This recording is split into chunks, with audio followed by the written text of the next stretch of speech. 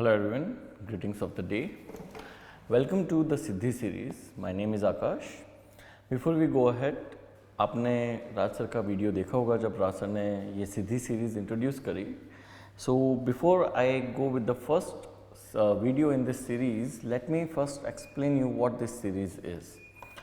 देखिए इस बार का जो प्रीलिम्स है वो वैसे ही डिले हो चुका है और हो सकता है कि मेंस और प्रीलिम्स के बीच में ज़्यादा टाइम आपको नहीं मिलेगा of writing good quality answers, practice by giving test series and all the various dimensions.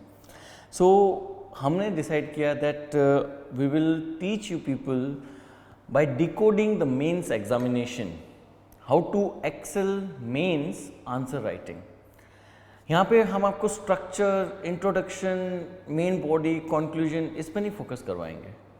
देखिए मेंस जो है वो बहुत ही इम्पोर्टेंट सेगमेंट है यूपीएससी प्रिपरेशन का, क्योंकि सबसे बड़ा बल्क मार्क्स का मेंस पेपर में है और यही आपका फेट डिसाइड करेगा कि आपको कौन सी सर्विस मिलेगी और यही आपका फेट डिसाइड करेगा कि आपको इंटरव्यू कॉल आएगी या नहीं आएगी, आपका फाइनल लिस्ट में नाम आएगा या नहीं आएगा. Everything is decided by mains.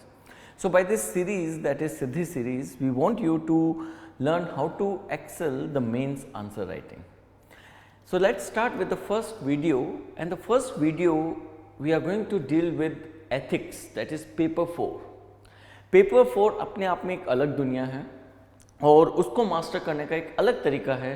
Paper 1 to 3 का तरीका अलग है.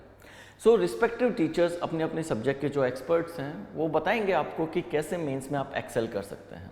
So for the people who will be writing prelims this year, उनके लिए तो ये सीरीज़ इंडिस्पेंसिबल है और जो 2021 में पेपर देंगे उनके लिए भी ये सीरीज़ एक तरीके से इंडिस्पेंसिबल है. और इनफैक्ट ये सीरीज़ इंडिस्पेंसिबल है हर उस इंसान के लिए जो यूपीएससी में अपीयर होना चाहता है और मेंस को एक्सेल करना चाहता है. तो चलिए पहले वीडियो के साथ डील करते हैं. सो ये जो वीडियो है ये हम पेपर 4 के साथ एसोसिएट करेंगे. पेपर 4 जनरल स्टडीज़ जिसका नाम है ethics, integrity and aptitude. So let's simply write EIA, ethics, integrity and aptitude. So from my past experience of 4 successful mains, I have written 6 mains. Out of my 4 successful mains, that means I have appeared in interview 4 times. मैंने एक चीज़ realise किया है कि अगर आप mains के questions की बात करें तो मेंस के क्वेश्चंस को मास्टर करने के लिए you should know something about the mains questions. What is that something? पहली चीज तो है what are the types of questions that might be asked. What are the types of questions, किस तरह के क्वेश्चंस यूपीएससी आपसे मेंस में पूछती है. इन क्वेश्चंस का टारगेट एरियाज क्या है? What are the target areas of these questions. Apart from that, another thing about mains question, वो आपको पता होना चाहिए कि क्या कंटेंट होगा आपके आंसर का और उस कंटेंट को किस कंटेक्स्ट में आपको फिक्स करना है. ऑलराइट. और इसके साथ जो चौथा सबसे इंपॉर्टेंट है, you can say one of the most important segment है, वो है कि आपको आपके आंसर का स्ट्रक्चर पता होना चाहिए. क्या मुझे इंट्रोडक्शन देना है, क्या मुझे मेन बॉडी में लिखना है और क्या मुझे कंक्लूजन में एग्जामिनर को बताना है कि you will get the best marks. ये बाकी सारे इंस्टीट्यूट्स, सेलेक्टेड कैंडिडेट्स या कोई भी आपको जो ज्ञान देता है, ऑलराइट, वो मेंस आंसर राइटिंग के लिए आपके साथ सिर्फ इस चीज़ को डिस्कस करता है कि बेटा इंट्रोडक्शन ऐसा लिखो, मेन बॉडी में आपको ये देना चाहिए, कंक्लूजन आपको ये लिखना चाहिए. ठीक है, फाइन, क्या फ़र्क है, ओके. लेकिन ये इनकम्प्लीट रह जाएगा जब तक आपको ये नहीं पता होगा.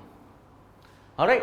इसके बिना ये बढ़िया इंट्रोडक्शन, बढ़िया मेन बॉडी और बढ़िया conclusion is not even close to writing good answers. ठीक है.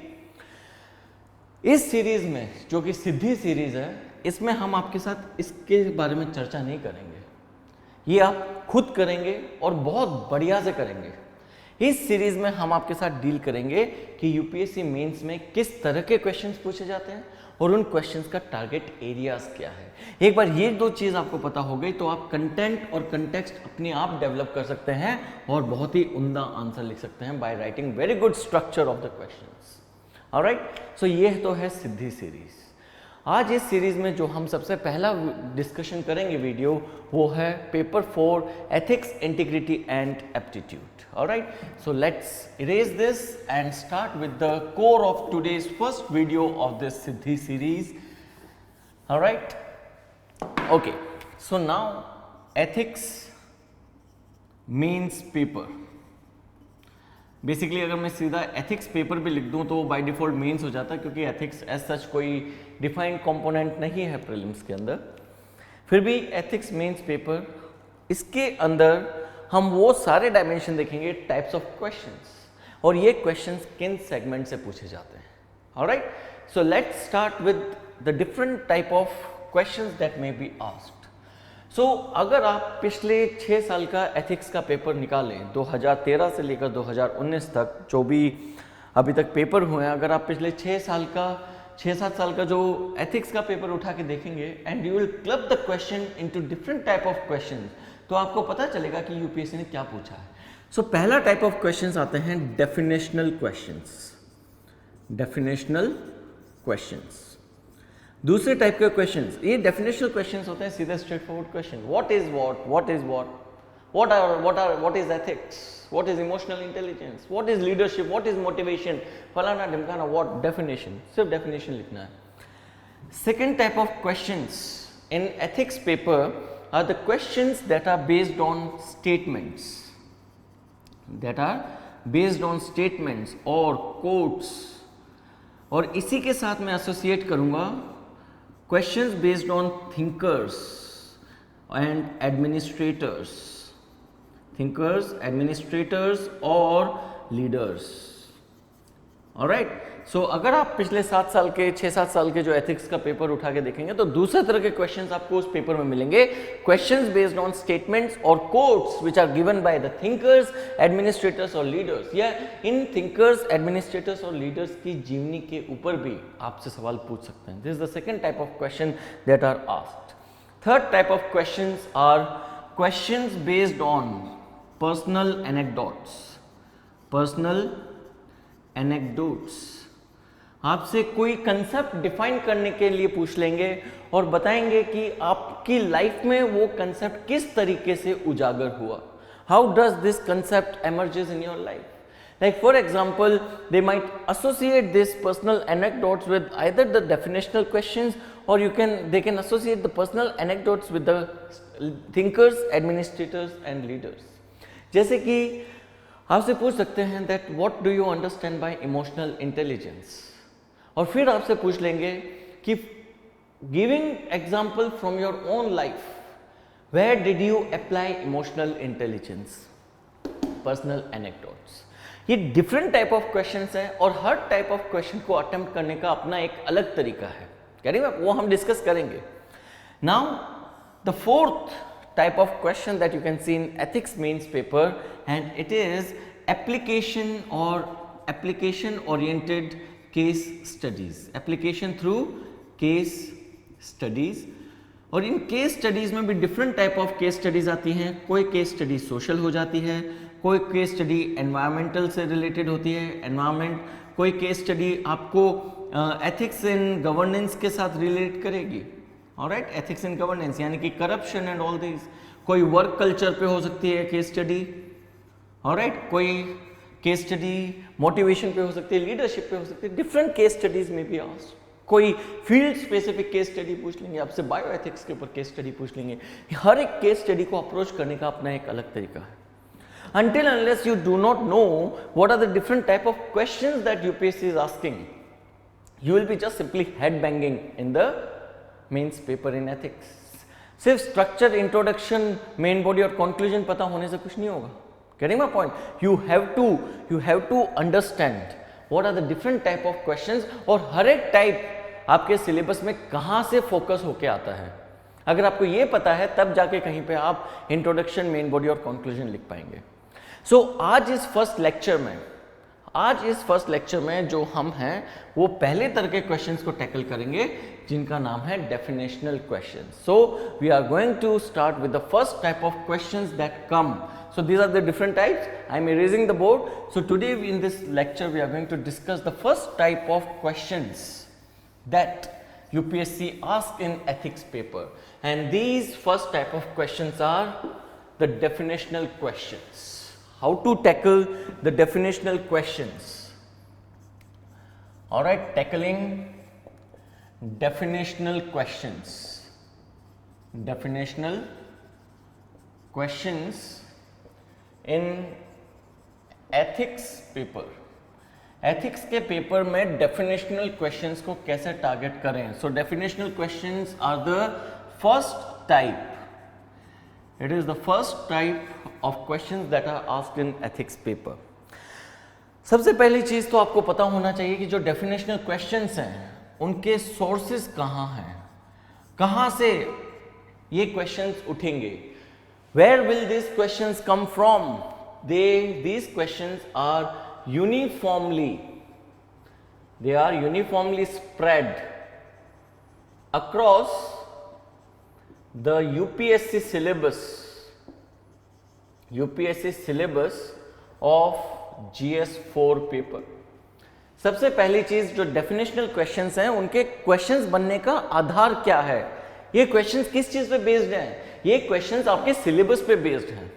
अगर आप अपना सिलेबस उठाएंगे तो जब आप रीड करते हैं एथिक्स के सिलेबस को तो यू विल कम अक्रॉस कि ethics in human interaction, emotional intelligence, leadership, motivation, work culture, ऐसे करके आपके बहुत सारे टॉपिक्स दे रखे हैं एथिक्स के सिलेबस के अंदर यूपीएससी ने पेपर 4 के लिए. वो जो टॉपिक्स हैं वही आधार बन जाता है आपके डेफिनेशनल क्वेश्चंस का. जैसे पहला ही है एथिक्स इन ह्यूमन इंटरफेस, तो पहला ही क्वेश्चन आ जाएगा what is ethics. Emotional intelligence and its application in civil services, what is emotional intelligence. Leadership, motivation, theories of leadership, theories of motivation, पूछ लेंगे what is motivation, what is leadership. हर एक syllabus का हर एक topic अपने आप में एक सोर्स बन सकता है डेफिनेशनल क्वेश्चंस का. So for that you should have a proper understanding of each and everything that is there in UPSC syllabus. Clear? ये तो हो गया definitional questions का source.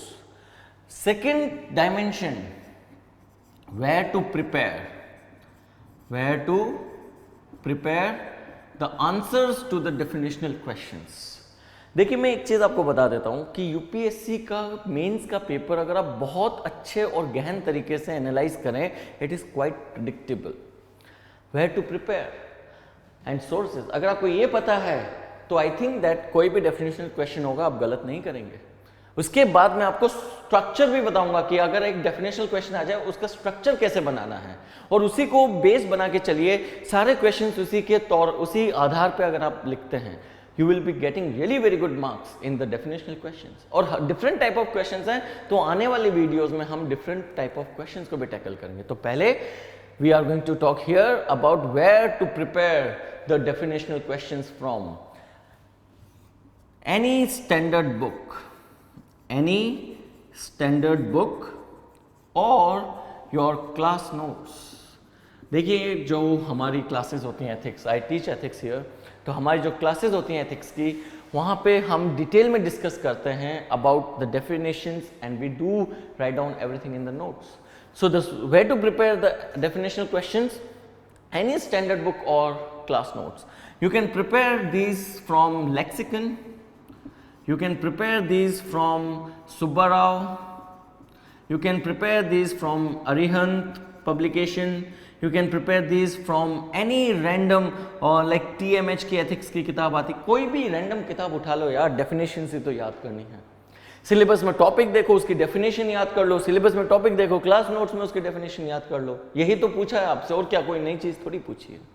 So for tackling the definitional questions, first and the foremost thing is you should be aware about what are the sources of the definitional questions from the syllabus, so entire syllabus of the UPSC।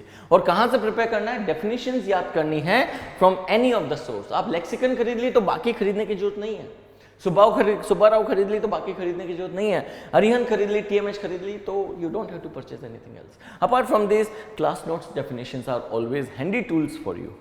अगर आपके पास ethics की कोई dictionary है, even that can be a very good source। Getting my point? All right, now we are going to discuss the another very important part of tackling the definitional questions is understanding the structure of a definitional questions answer। अगर एक question आपसे definitional question पूछा है, कुछ चीज define करने के लिए पूछी है, तो उसका स्ट्रक्चर कैसे बनाएं to maximize your marks. Clear है?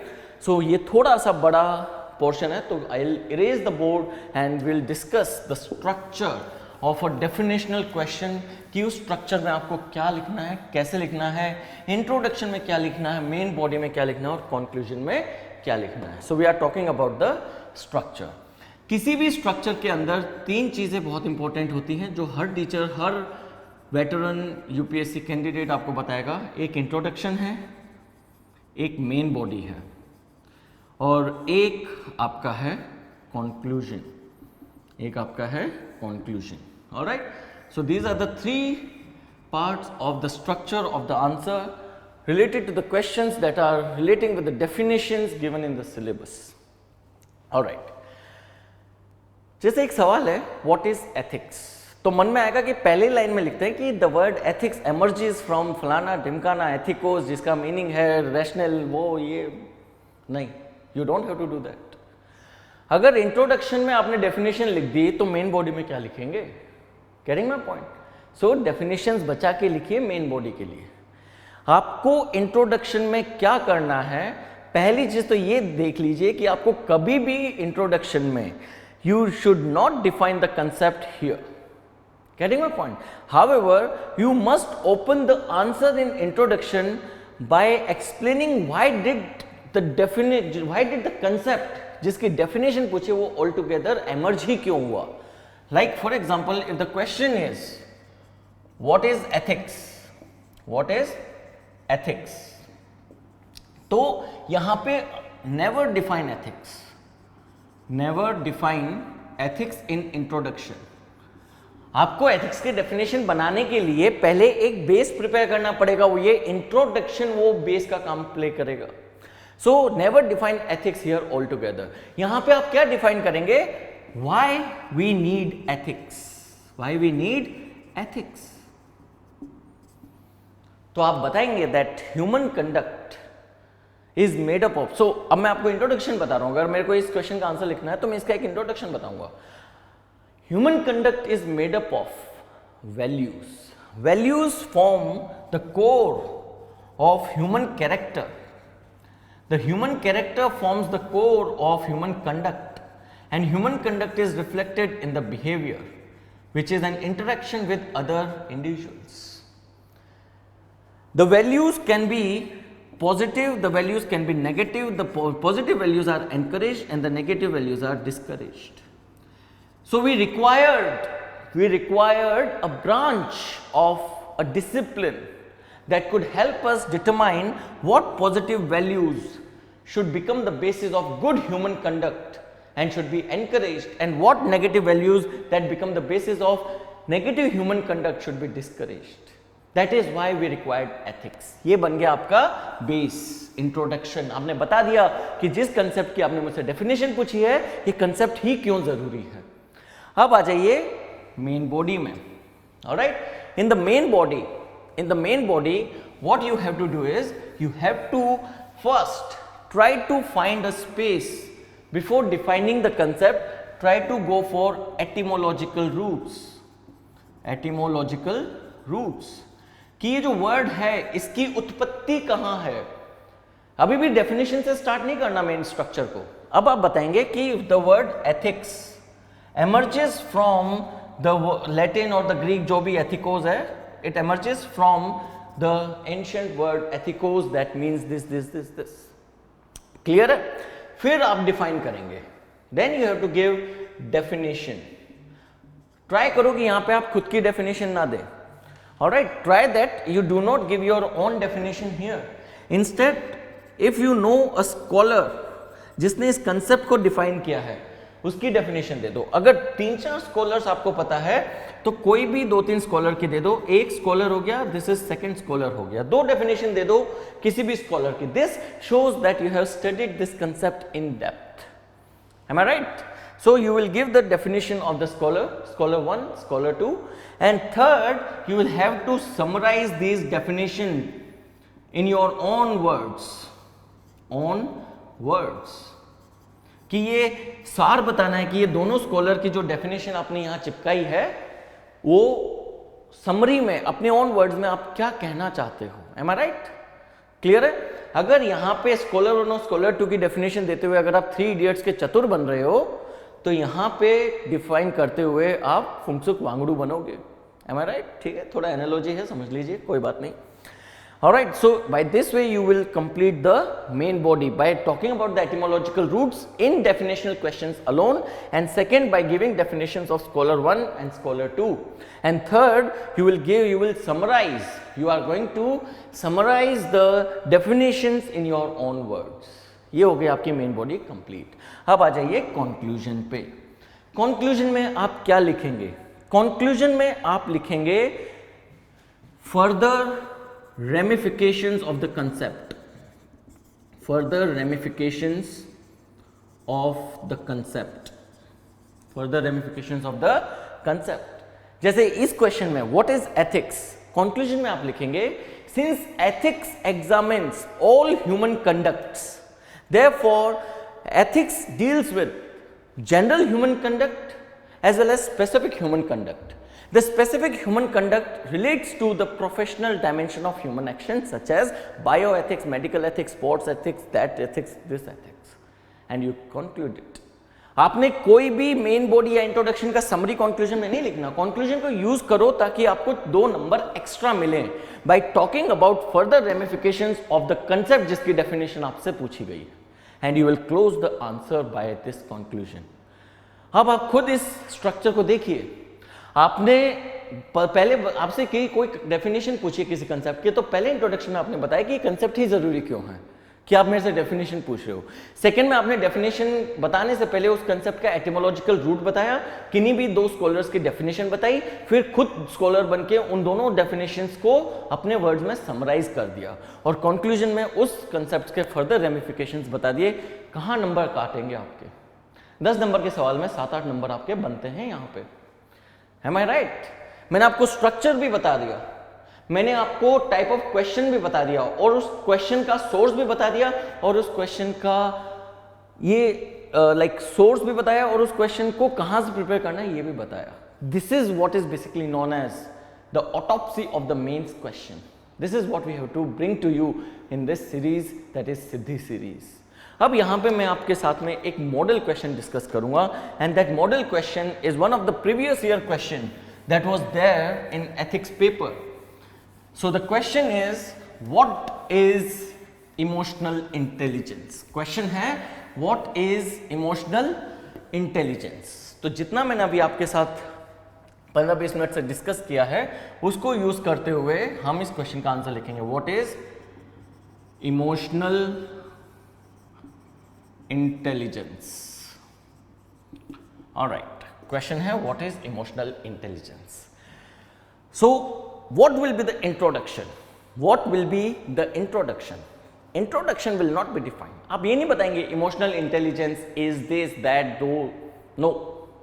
ये बता दिया, फिर मेन बॉडी में क्या लिखेंगे? तो इमोशनल इंटेलिजेंस के क्वेश्चन का अगर आपको इंट्रोडक्शन देना है तो आप कुछ ऐसी चीज बताएंगे जिससे आपको इमोशनल इंटेलिजेंस का रिलेवेंस स्टैब्लिश करने में मदद मिलेगी. तो आप बताएंगे यहाँ पे कि जो ह्यूमन एक्शन है, human action is not just physical, it's not just physical interaction of 2 human beings और human with the environment, rather it involves emotions. It involves emotions. And therefore, the human action is not purely physical in nature, rather it is physio-psychological in nature. It is physio-psychological as well as biological in nature.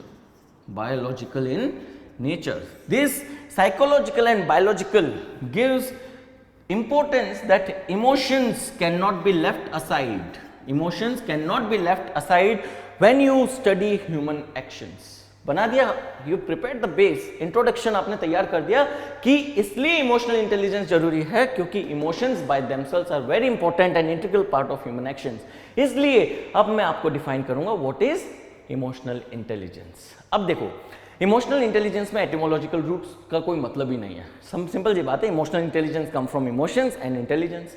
ये मत लिखना वहाँ पे एटिमोलॉजिकल root उन definitions में जाना जहाँ पे वो एटिमोलॉजिकल रूट सही में एग्जिस्ट करते हैं. बेफालतू में रूट्स बनाने की कोशिश मत करना, ज़्यादा शाना बनोगे तो मात खाओगे. ठीक है, तो यहाँ पे जब हम मेन बॉडी में जाएंगे, I think that introduction is quite clear to you. अब हम मेन बॉडी में जाएंगे. In the main body you will not write about the etymological roots क्योंकि यहाँ पे पॉसिबल नहीं है, तो आप सीधा डेफिनेशन के साथ स्टार्ट करेंगे. Since emotions are important part of human actions, therefore emotional intelligence is the intelligence that deals with manipulating emotions in human actions and has been defined by different scholars differently. For example, Daniel Goleman defines emotional intelligence as this, that, those. Mayers and Salovey define emotional intelligence as this, that. अगर ये दो की जगह कोई तीसरा नाम लिखना है तो आप लिख दीजिए Baron has defined emotional intelligence as this, that. However, all these scholars commonly try to say that emotional intelligence deals with manipulating own emotions, accepting others' emotions and carrying out actions, internal thinking, thought process based upon these emotions of self and others. That is emotional intelligence. ये खुद की summary बना दी. यहाँ पे आपका main body complete हो गया. अब आपको कंक्लूजन लिखना है. कंक्लूजन में क्या लिखेंगे? Further ramifications. What are the ramification of the concept emotional intelligence? आप बताएंगे since emotion is not just involved in emotions is not just involved in interaction between the human and the other entity, but also about emotions are also involved in the self thought process. Yani emotions are internal. Emotions are involved in internal introspection, internal thinking, but also external interaction. Therefore, since emotions are exercising at two levels, interpersonal and intrapersonal, therefore emotional intelligence also applies at interpersonal level and interpersonal level, and therefore there are two branches of emotional intelligence: intrapersonal emotional intelligence and interpersonal emotional intelligence. And this is how you are going to conclude it. Am I right?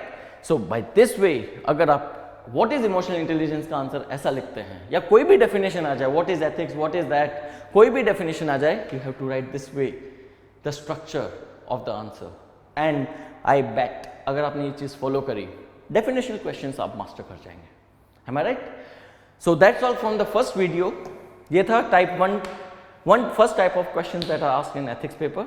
In the next video, I'll come with the second type of ethics answers or questions, then the third type, then we'll discuss the different type of case studies. So keep tuned to the platform. Thank you very much. Signing off, this is Akash. Take care.